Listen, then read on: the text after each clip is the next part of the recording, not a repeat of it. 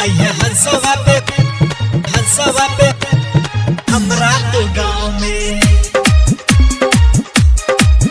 अइहे हंसवा पे होई के सवार बिना वाली हमरा तो गाँव में। आप सुन रहे हैं सिंगर सन्नी सुमन को। अइहे हंसवा पे बिना वाली हमरा तो गाँव में।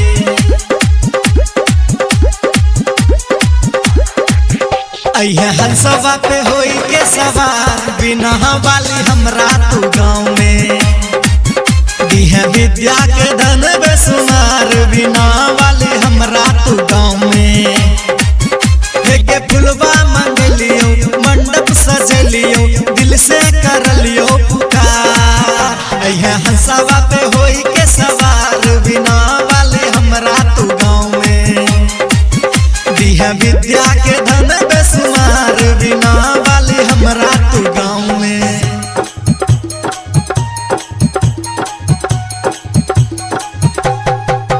अइहे हंसवा पे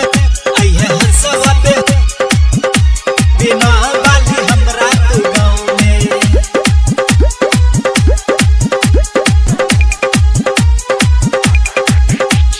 हम सब छी मैया गे अनपर गवार गे। दी है तू हम सब के जिंदगी सवार गे।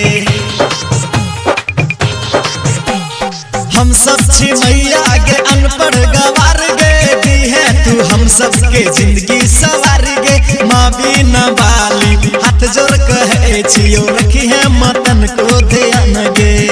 अइहे हंसवा पे होई के सवार बिना वाली हमरा तू गाँव में। दी है विद्या के धन बेसुमार बिना वाली हमरा तू गाँव में।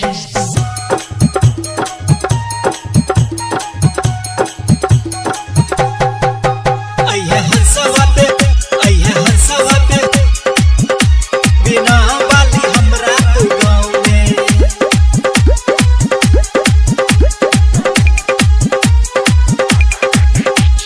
श्रद्धा से करबो हम पूजा पाठ गे।